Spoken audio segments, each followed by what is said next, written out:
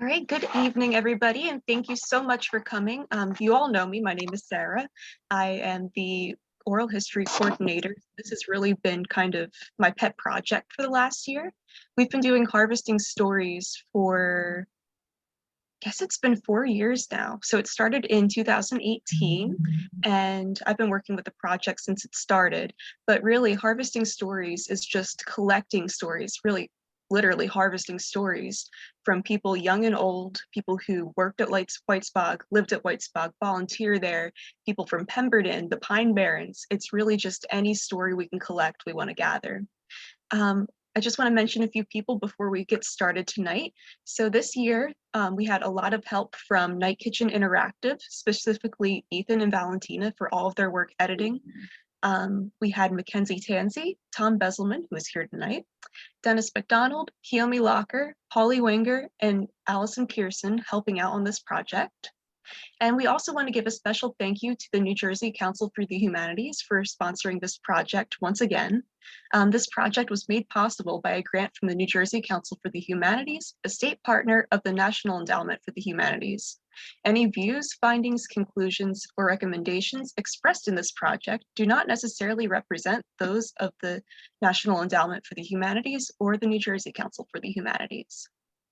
So tonight we're going to be watching 4 interviews covering everything from the establishment of Whitesbog Trust to just the people that really make Whitesbog what it is today. We're going to be viewing Ellen Terry, Bill Bolger, Michele Byers, and Arlene O'Connor this evening.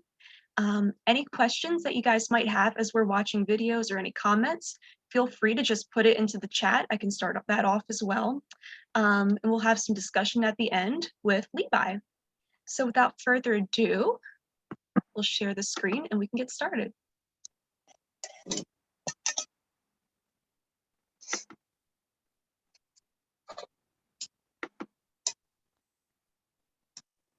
All right, can everybody see the screen? Okay, yep. Here we go. All right.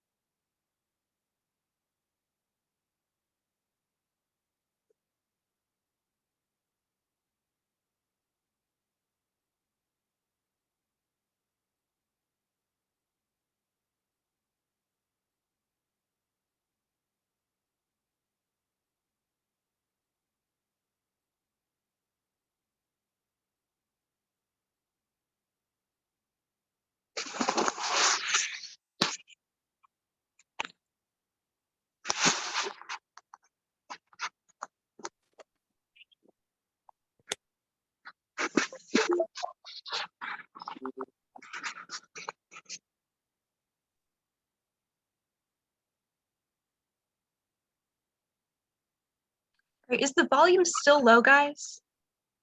Yes. Okay, let's see if we can figure this out.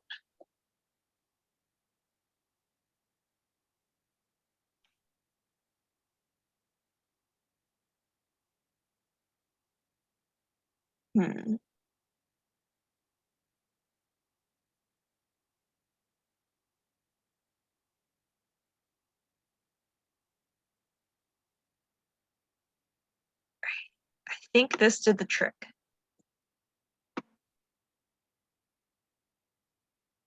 My name is Ellen Terry.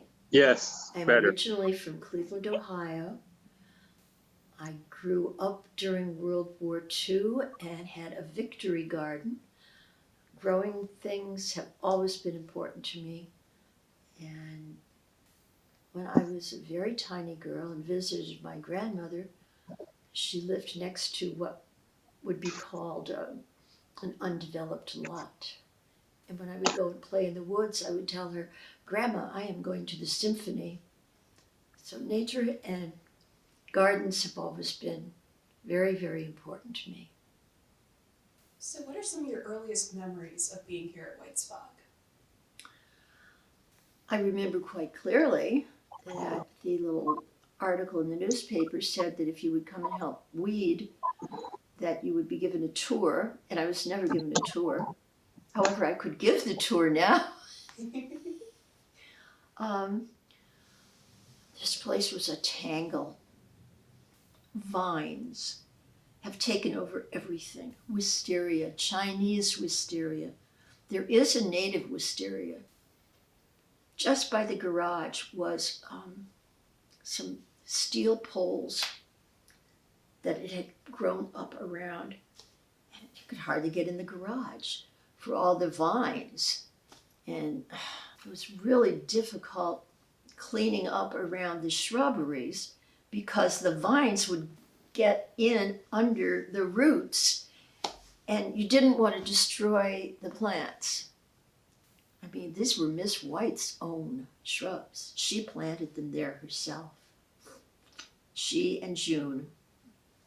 I remember June Vale very, very well. She was a character. We became very good friends. I know people love Whitesbog. I don't feel that you can experience Whitesbog to the depths of your soul without being a gardener. I really believe that. And everybody loves this house. But Miss White wasn't about a house. Miss White was in love with growing plants. She was in love with nature. That was Miss White, totally, 100%. Do you want to talk a little bit more about June Vale at this point? June Vale was a character and a half. June worshipped Miss White. She really did. She was just so thrilled beyond belief that she was allowed to come and work here. Shortly after June came here, Miss White had a stroke. June learned how to do the physical therapy, doing her exercises. And of course, she came all the way back from the stroke. She had no noticeable residual. She may have had some that I don't know of. But June just idolized her and would do anything for her. And when Miss White died, the family came and took those things which were meaningful to them, and the rest went into a dumpster. June had had some surgery on her hip, but she still had a very bad limp, and she had a built-up shoe where the heel was about this big. Really, even the sole was pretty big. She was really built up because the two legs were not even. She went dumpster diving. Unbelievable, just unbelievable. She got all Miss White's bedroom furniture. So I mean, okay, that fills a truck right there. I know because John Joyce and I got that from the house at the Vale Farm, and yeah, it filled his truck. That was one day just in June's bedroom, bringing back Miss White's bedroom furniture. Wow. And then all the rest of the stuff.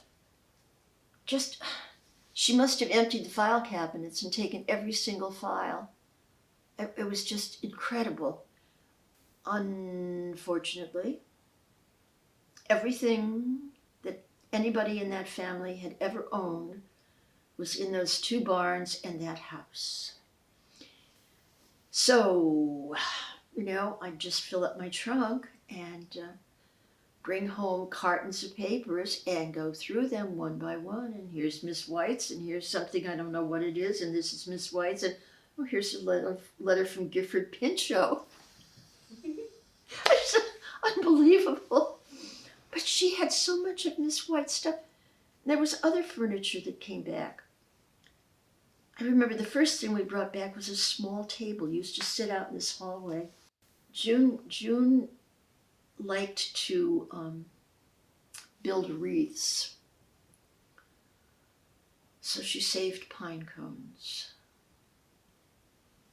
Thousands and thousands and thousands of boxes of pine cones. Miss White's property was under those pine cones. When I took the twins, I gave you their names. When I took the twins with me one time, they just started grabbing boxes of pine cones and dumping them behind the barns. Oh dear me, I couldn't take them back after that. June went behind the barns and found her precious pine cones. Yes, she was very upset. She had literally thousands of boxes of pine cones.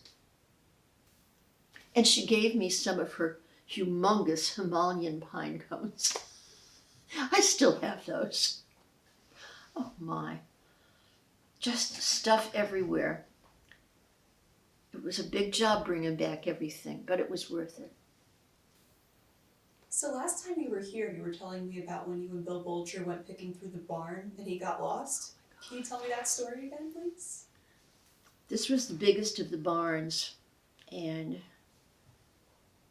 as I recall, the steps went up this way and then they turned 90 degrees and went this way. And you got to the top and there was maybe this much width that you could get through to the other end. You could hardly get up the stairs. There was only about this much width on the stairs because it was stacked with boxes and boxes and boxes and boxes of pine cones. I couldn't make this up. It was unreal. So I got to the top of the stairs and Bill said, "Ellen, are you there?" I could not see Bill. Of course, the boxes were up over my head. So I started following his voice and I saw that there was a door. I saw there was a door because about this much space you could see through. It was stacked. Now it has to have been more than this because, has to have been more like this because somehow crawled up the boxes and over into and dropped down into this other room where some of the floorboards had rotted away. And there, right next to this door, was a trunk, and there was Bill, not on his knees, actually. He was kneeling on boxes of pine cones and digging stuff out of this trunk. And I'm saying, "Oh, I remember that. Oh, I remember her telling me that was there. Yes, I remember this, I remember that." All the stuff he was pulling out. June had packed this trunk in 1954. This was something around 2004. She remembered what she had packed in that trunk. And this was one of the first things that Bill found.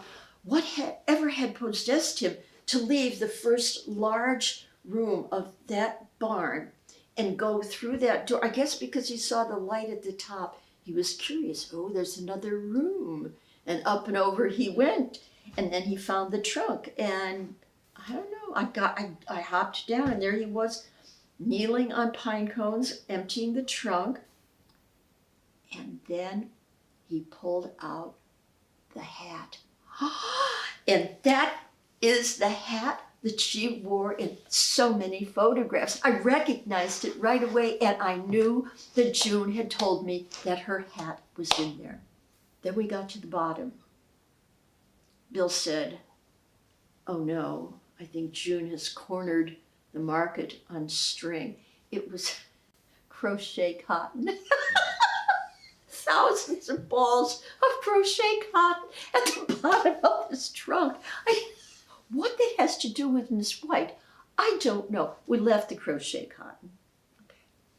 We brought back her evening purse, her silk evening purse, and we brought back her hat. We brought back all the other things that June had pushed into that trunk. And ultimately the trunk came back too. I don't think we brought it back that day because of all the boxes of pine cones we would have had to move. But that was quite an experience. And that trunk is really tall. And of course, Bill was kneeling on boxes about the height of this bench. So I did not realize that the trunk went, I almost fell head first into it. Trying to reach in. It was so deep. Oh, it was a huge trunk. Oh yeah, that was one of my memorable moments. Oh. And that was the room where I found that pedestal over there in the corner that was always in that corner, all the way from where the door at the trunk was, all the way at the far end, with a bunch of junk on top of it, were the glass cloches that she used. Really incredible. And her chair. That was the other thing that was there. It was on top of the glass cloches. Not in good shape, but that was her chair. I recognized it right away. I brought it downstairs. June said, yes, that's the chair that she used to sit by the window. Yeah.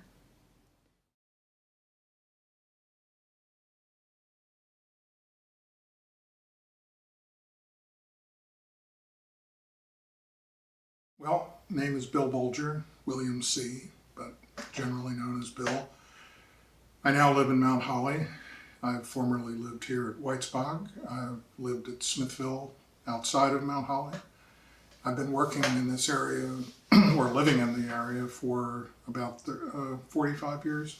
And I'm an historian, got 3 cats. That's about it. I'm 71 now.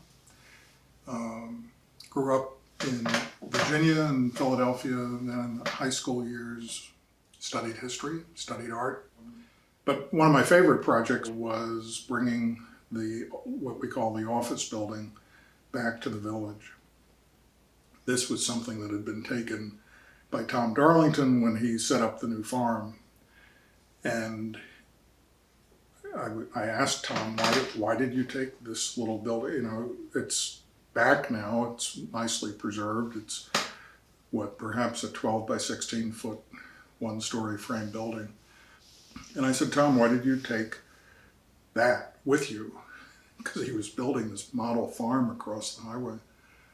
And he said that he had an attachment to it because when he first came here to be the manager of the farm in the early 50s, he was living in the house next to where that office building is. And he used the office to get away from the kids. He was working on a PhD in the winters, as if running a massive cranberry and blueberry operation wasn't enough to occupy his time. He was working on a PhD at Penn in psychology, and he needed a study. And so the office building became his study, which is, you know, great image of Tom, who was really a remarkable human being, in this building that is really quite reminiscent of Thoreau's Walden getaway. And then when he built the new farm in the late 60s, he wanted to keep it. And I guess he thought he was going to fix it up. Well, he never did. It was still sitting on blocks in 1984, 85, when he realized the trust was forming. We were really interested. We had gotten the property or we were in the process of getting it registered as an historic district. And he said, do you want it back? And I'd never moved a building before. And I said, well, yeah, it would be great, but how do I do that? And he said, well, I'll give you a flatbed truck and I'll help you jack it up. And you just jack it up and back the truck under and take it over. And so it was a really gratifying experience. The amazing thing was when we backed the truck in to where we knew the house where the building had been, the space was still there. Nothing had grown in. It's as if it was still waiting. Of course, this was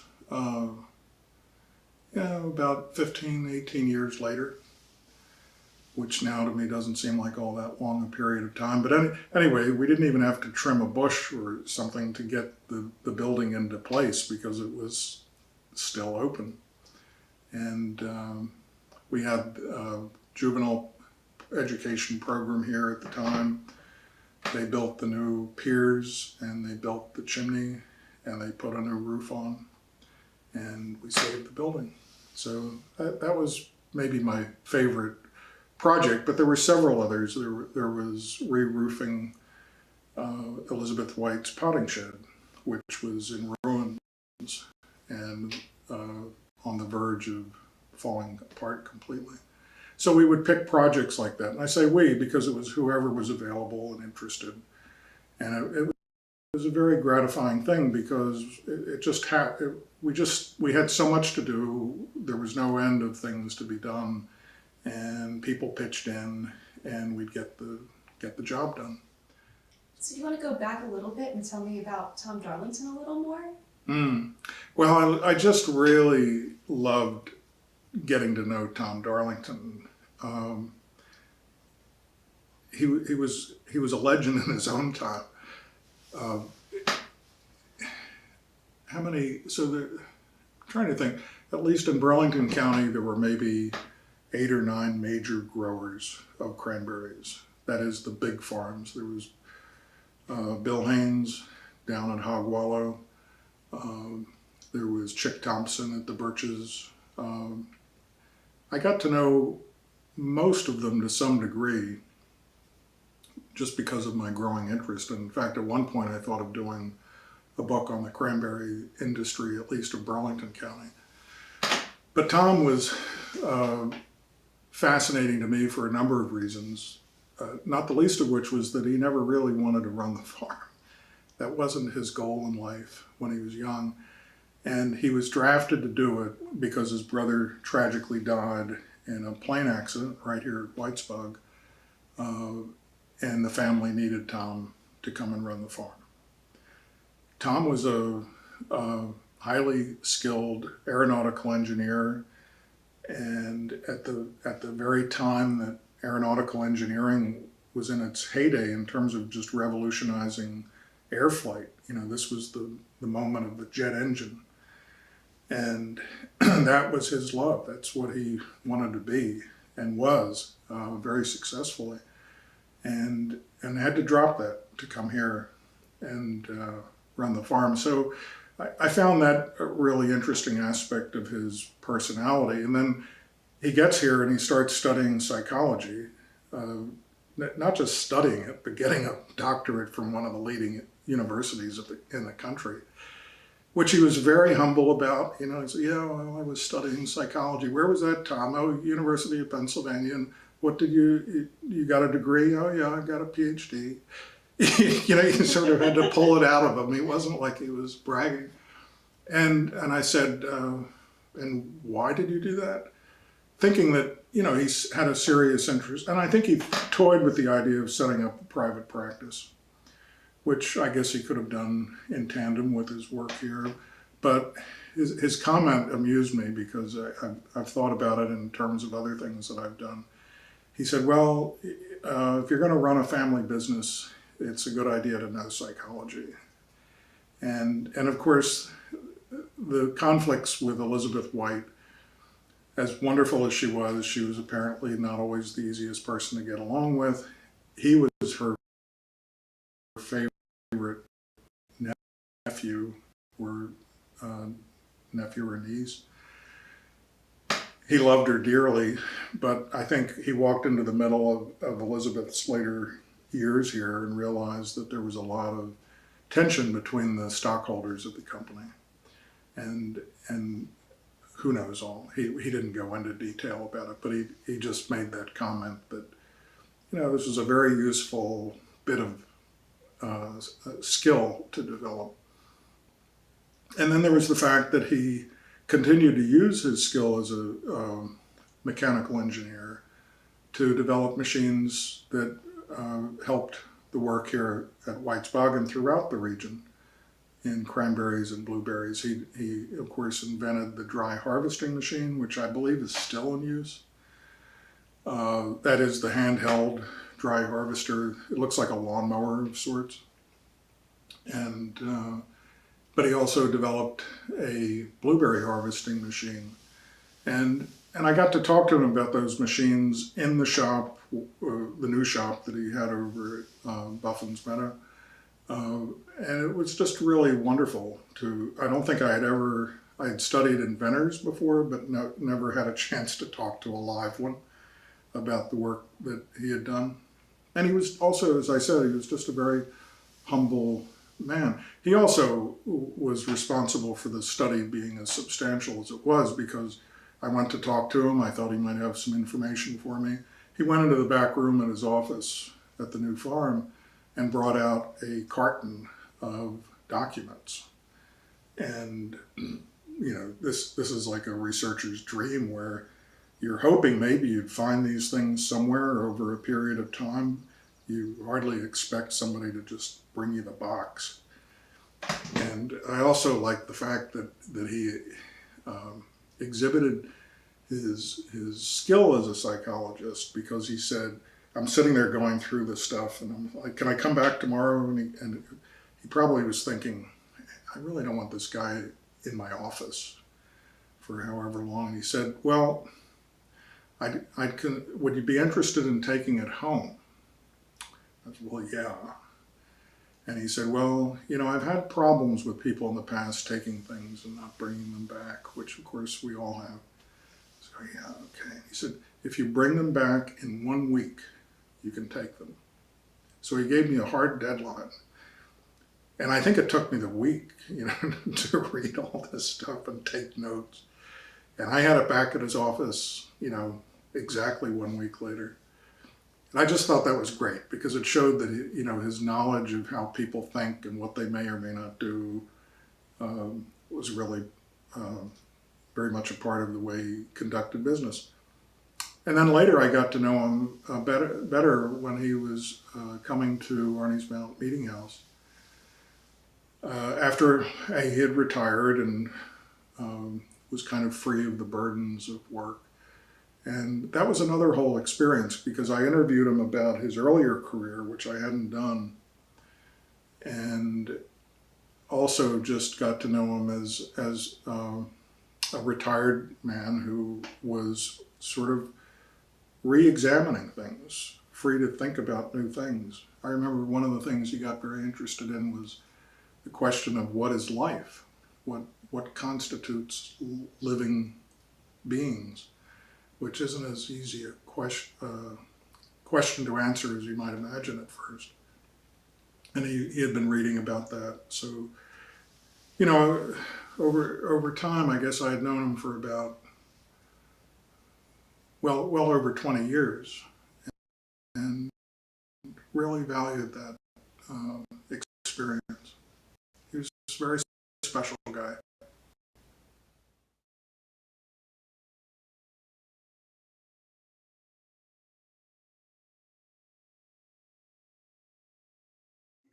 It's Michele Byers. Was born in August of 1955, and I went to college, to about 4 different colleges till I finally was able to graduate. I kind of bounced around quite a bit, but I graduated from Western State College out in Gunnison, Colorado, with a degree in biology. And then I came back to New Jersey, where my parents lived, looking for a job in the field of biology and conservation. And, you know, just sort of by serendipity, I got interviewed by the Conservation and Environmental Study Center in the general store.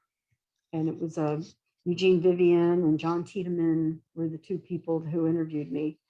And they were, super nice. And it just seemed like really like a fun thing. And so I got the job. And it's like anything in the Pine Barrens, I guess at that time, that was 1980. I started out living in the schoolhouse, and which of course had no kitchen, just it had a bathroom. That was pretty much it. And another student from Stockton University, Betty Ann Kelly, she came to live in the schoolhouse with me. We worked for the Conservation Environmental Study Center. Betty Ann worked, I think, on natural resource inventories, and I worked on a recycling curriculum for 5th and 6th graders. And, that was sort of the beginning of, just getting to know Whitesbog. I mean, it was pretty much abandoned, even though the Conservation Environmental Study Center had a lease on the village, and they sublet out to people to live there. Nobody was really watching anything, and there was no renovation plan in place. And people were kind of doing whatever they wanted to the houses they lived in, cutting holes through the wall to make the room bigger, or, putting in whatever. We were all paying $10 a month rent to live in the houses. And that was to cover the water bill. When you moved to Whitesbog, were there any people that might have been from the Cranberry Company town? Yeah, right next to the schoolhouse, remember there's those two little one-story houses. Jimmy lived in one of them with his wife and his grandson. And Jimmy was from Puerto Rico, and he was working for J.J. White. So I got to be good friends with him and his little grandson, Jimmy. I think it was James. We called him James. And then across the way, another woman who was a widow was living in the other house. She was African-American, and she had been working for the J.J. White Company. So they were still there for, I would say, a good year or so while I was living there. I don't really remember what happened, like if Jimmy moved, or if I know the woman across the way died, but I don't remember, what happened to James, for instance. I just lost track of all of them. But yeah, there were the other people that lived in the village were George and Nadine Young, Dr. Vivian's son, George, and his wife, Nadine. I got to be good friends with them. And Terry, I can't remember his last name, lived in the other house across. And let's see, I think at Sun and Give for a while, there was a couple living there. They left, and then Dave Ennis lived at Sun and Give because he worked for New Jersey Conservation Foundation. And somehow the Conservation Foundation got a lease there. I don't remember how that happened exactly. But the long and short of it is that I worked for the CESC, as we called it, the Conservation and Environmental Study Center, which had the offices in, where you guys are, not in the general store. And that was a CETA program. So it was a specific grant funding. So when that grant funding ended, what happened at the time was Vivian was starting to close up shop because the funding had been drying up. And I got a job with the Association of New Jersey Environmental Commissions, and they had a lease at Sun and Give. So there was another woman living there, Barb Fordyce, who worked for ANJEC.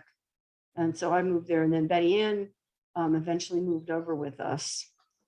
And she was working for, I think it was Ocean County Planning Board.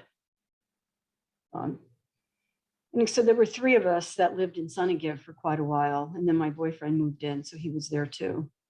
And then again, we just tons and tons of parties. Like, I can't tell you, like the Halloween parties we had, dinner parties and blueberry parties. My friends would come down and we would ride our bikes from Whitesbog down to LBI and back. And then we would make blueberry pies and, go swimming in the bogs, and it was magic.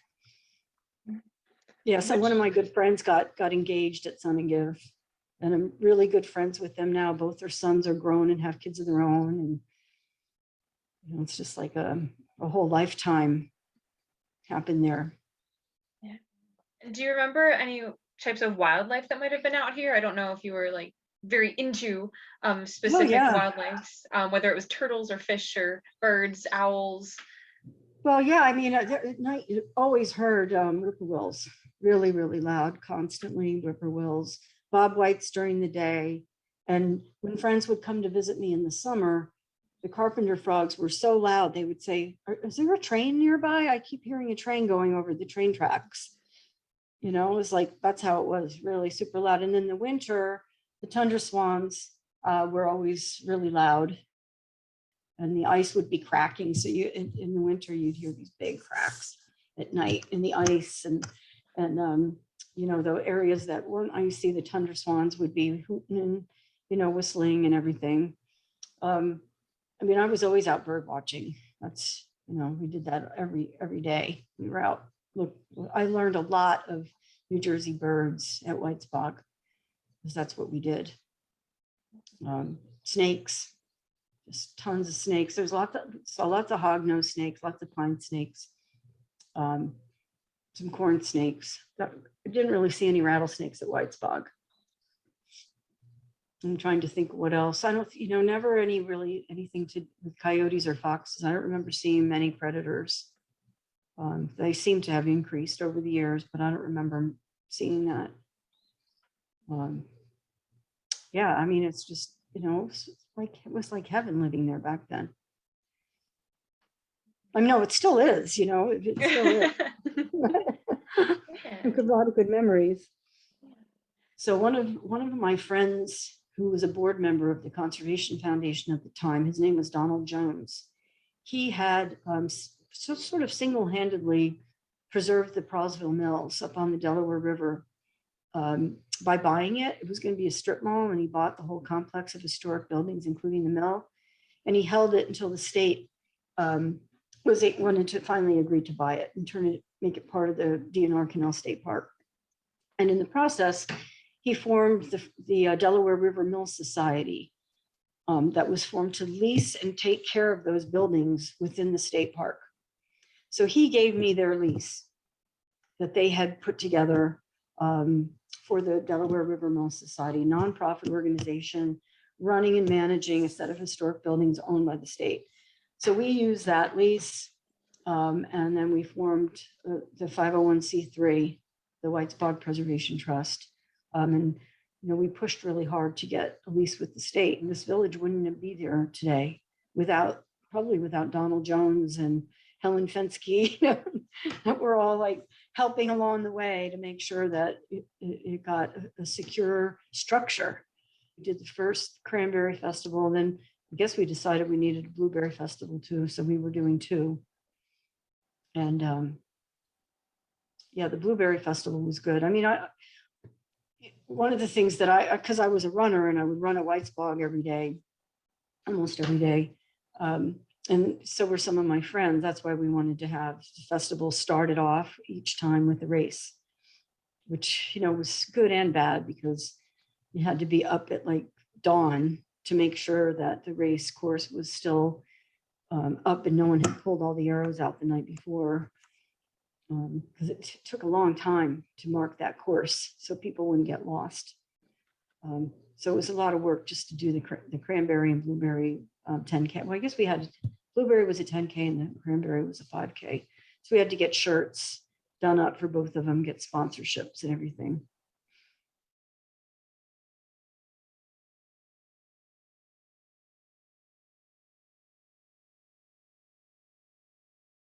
My mom, her grandfather, George Washington Hopkins, was Right. the basket maker and barrel maker here for the. Right. And he came, I guess, right after 1900 and brought his boys and his two daughters and then an adopted son. And they were the main workers here, the main Right. permanent workers. And Grandpa George had a big house, and seeing the size of the houses, you know, they're not big. And I asked my mom why he had a big house. She said because he had all those boys. That was a big thing back then, to bring the male boys in and work the farm. And they had a big house. They must have had when my grandma moved back they left after the 3 girls were born, and they were pregnant with their 4th child, my Uncle Milton. They moved to Lumberton. He went to work on a farm and had farmers give the people homes. And then the baby died of the flu, Right. Spanish flu. Then he died a couple months later, my grandfather. Of the Spanish flu? Yeah. Okay. And then grandma moved back with her 3 daughters to her parents' home here in Whitesbog. Right. And then my mom grew up here and worked here. And that was just part of their lives. So if I could just go back really quick, the earliest your family came to Whitesbog was your grandfather, George Washington Hopkins. He was my great-grandfather. And then he had 2 sons? No, it's 6 and an adopted one. Oh, wow. And 2 daughters, Carrie and Elizabeth. My Right. grandma was Carrie. Your grandma was Carrie. Mm-hmm. That's great. And Carrie married Jacob Miller. Jacob Miller. He's Miller's from local from Pemberton. They were farmers. They Right. still have farms. So Carrie and Jacob Miller married and had your mother. They had 3 daughters, Sarah, Dorothy, and Louise. You know, where 12 is, immediately after her birth, Mhm. my grandfather, Jacob Miller, ran outside, and it was Isaac Haynes. And he took her and ran outside to show Isaac, his baby girl, right down the road. I love that. And Isaac is the one who showed her how to plant the cranberries. Right. Yeah, so they all worked when That's they were great. kids, and Yeah. she worked right up until she married my dad when she was 24. Oh, wow. And so your mother was born in which year again? 13. And so your family, did they primarily work in the bogs picking berries, or did they have other jobs? I think you mentioned before about some barrel manufacturing. George, my great-grandfather, was the basket and barrel maker here. Right. His family and step-family were the basket and barrel makers of New Egypt. But there was a big thing, the basket and barrel makers. Right. And they would even sign their names. It was a very classic thing. I've done a lot of genealogy. And Martha Ann Rafe, who was my grandmother, George's wife. Right. It's spelled Ralph, but pronounced Rafe. Mhm. It's the old English thing. It's very important to her to pronounce it Rafe. Her family goes back to Edward III in England in the 1300s. So this is historic blood. It's very thin, but it came down to Martha Right. Ann, my great-grandmother. And George Washington Hopkins, I've been told this, but I haven't done the research on it, but there's more than several in the Hopkins family that they were from the Mayflower. And Stephen Hopkins and his servant was Edward Doty. Okay. And so my uncle Doty, the name carried down Doty and the Hopkins. So to me it was interesting that these people from these different parts of very ancient history come down, and these people were here at Whitesbog. We moved to Browns Mills in 1950 after Right. Mom had moved to Sykesville when she got married, Right. and we moved back here Right. to Browns Mills. And Mom always said that the Pioneer made you so healthy, Yeah, because we were skinny little kids, you know, which was normal, but to my mom, it's like, Right. Where'd you guys live in Browns Mills? oh, like Earth Road, like everybody Oh, else. nice, nice. Let me ask one other thing. So we talked before about blueberry picking. And we talked about the different types of blueberries and all that kind of stuff. If you don't mind just telling us about your experiences picking blueberries, which ones were good, which ones weren't good, all that kind of stuff. Oh, yeah. Well, being a kid, I've been in the blueberry field my whole life. Right. Till I was 19. That was the only way to make money around here for young people. Right. You know, there's not much industry, especially back during the 50s and the And in the blueberry field, the ones that I really liked picking, and most people did, were the Dixies. They were great big old fat blueberries, and they just filled up your basket so fast. You know, picking the berries, rolling them. Right. And the ones we didn't like were the Rancocas, because they were so tiny. It took forever, twice as long, three times as long to fill up a pint of berries. Right. With the Rancocas. And I remember being in the blueberry field, and of course we picked out there without inspection papers because you were underage. Right. And when the inspector would come, you'd hear through the fields, "Get under the bush, the inspectors are here." That's funny. So we'd take our baskets off and... Whereabouts would you pick? Oh, I picked Joe Rogers. He was this farmer from Sykesville. He had a farm, and then he had blueberry farms out here off Lake Hershwood. And Buckaloo's on Ridge Road, and then Harker on Junction Road. Right. That's mostly where I picked. Who else would pick with you? A lot of migrant workers, or? No, well, with Joe Rogers, yes. Well, they would bring a bus from Trenton and Philly. They'd have, I don't know whether they're street people or what, but Right. they'd bring them. And would they stay for the day and then They'd bus stay back? for the day and get paid and go back. And then when they left, you'd see them at the White Dot on 206. And there was a liquor store there, so I don't know whether they were in there buying their liquor for the day or getting ice cream. How much would picking blueberries get you in a day? You got paid for a pint. And I know that if you didn't stay the whole season, you had money deducted from you wore the tickets around your neck on a chain, and they would punch them in when you took your trays up. There were 12 or 15 pint trays. They were 5 cents a pint in the beginning, and then 4 cents if you didn't stay. Wow. Wasn't much.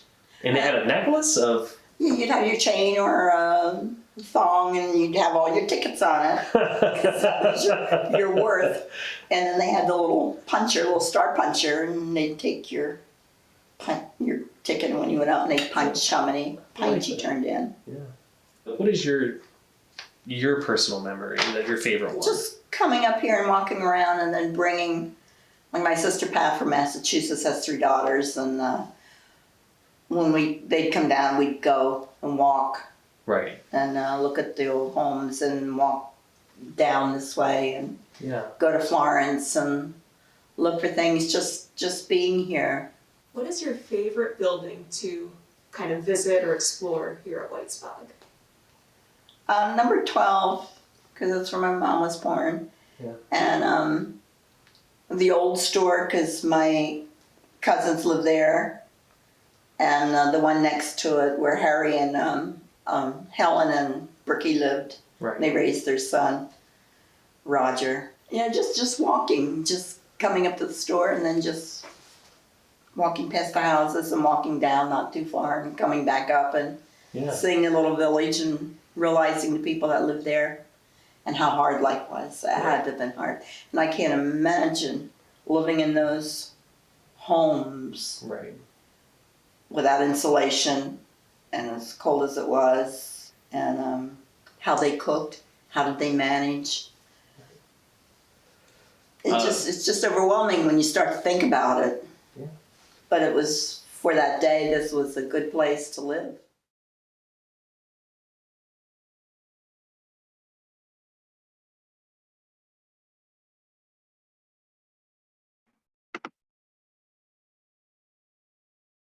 Alrighty, so I hope everybody enjoyed that first look at our new videos.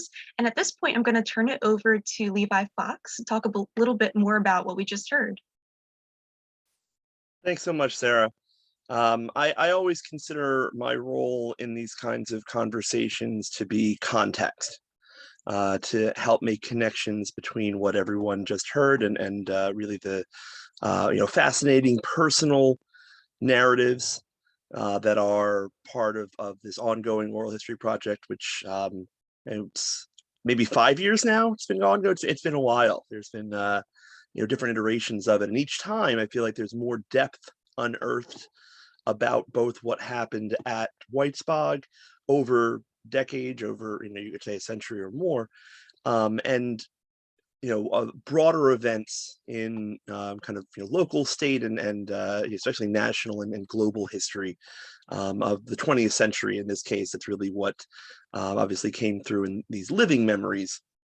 And so just a few touch points that I wanted to reference that, again, I think just goes to show how valuable these types of oral history projects are, in that they shed light on so much more than what happens in the place, or really even so much more than what they kind of initially might reveal.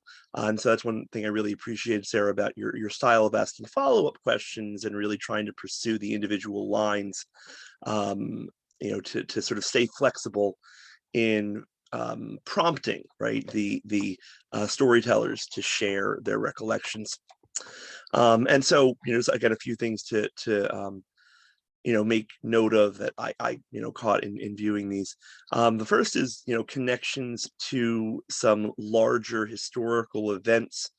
The last speaker just mentioned the Spanish flu, which of course is something over the last few COVID years that has been, brought up as a historical reference point. And so, to hear people's firsthand recollections, or, in this case, kind of secondhand recollections, that's, shedding light not only on that time period, but I think helping us to understand our own time as well. Similarly, I think might have been the very first speaker who brought up World War II victory gardens and the ways in which individual history actions connect to larger stories, and the way locally famous folks like Miss White connect to more kind of nationally famous and influential folks like Gifford Pinchot, whose name was mentioned, but who some folks might not have been familiar with, who played a major role in beginning the environmental movement in the early 20th century, and was key ally of Teddy Roosevelt in helping to establish national parks. And so, though a lot of that work was done west of the Mississippi in places like Yellowstone and Yosemite, this also hints at just how important the environmental geography of the Pine Barrens, and Whitesbog really specifically are in the bigger picture. And so that leads to my next set of connections to different kind of environmental aspects that were brought up: plant and animal life, from pine cones to predators, that people have connections to or use to make further their connections, and the ways in which teachers and other educators have spent time and been influenced by Whitesbog, or have looked to this site as a place of inspiration. And so that gets to kind of the next point, which was Stockton University was mentioned, one of the places where I teach. And this would have been back in like the 1970s, really the first decade of Stockton. And so to see the College of the Pines connected to what's going on in Whitesbog, and the sort of idea of education being linked directly to the environment, I thought that was one important partnership to make note of. Also mentioned, of course, is the partnership that created the Whitesbog Trust, among different folks, stakeholders at Whitesbog, but also with the state. And I will tell you that that's actually served as a model for work that's been done by other nonprofit groups. So it's additional kind of connection. And then, people who are moving to and from Whitesbog, that's another touch point of connection to places, throughout the state of New Jersey, but, other places as well. And so this idea that it's not a static location, but a dynamic location that's always changing in terms of the people who are there. And as was mentioned by the last speaker, sometimes that involves kind of members of the informal economy who are working there just for a few days, or folks who are coming in for a summer and maybe not even lasting the whole summer. And that also then puts potential connections to labor practices. I mean, there's so many rich things that you could sort of annotate these interviews and say that this relates to broader stories. So I guess the last thing that I'll note is just the importance of place itself and the experience of being there, noted through the buildings, right, that are still there, that people experience living in and visiting, seeing relatives in. But also it was mentioned, running around, the place and sort of taking in the local environment in that way. And that's something else that I think is really been more appreciated by scholars recently, how impactful that really is. And so again, I appreciate the opportunity to make a few points of connection, and I hope everybody is enjoying this as much as I am. Thank you so much for all that context, Levi. Were there any questions or comments about the videos or just going off of what Levi was just talking about?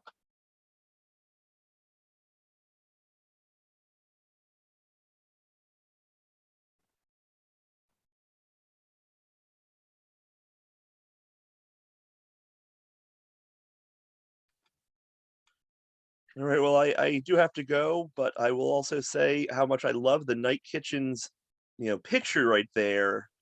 As my cat came into sleep at one point. Well, keep up the fantastic work, Sarah, and thanks everybody for being part of this. Thank you so much, Levi. We really appreciate you. Night. All right, if there are no other questions, I just want to thank you guys again for coming out tonight and for continually supporting us. We appreciate all of you. Thanks, Sarah. It was really great. Glad. Looking forward to more. Yeah, we'll be posting them on YouTube probably starting next week or the week after, but I plan to do one a week being posted. Okay. So there's 10 interviews from this round. Sounds good. Okay. Good night. Good night, everyone. All right. Good job. Good night. Thanks.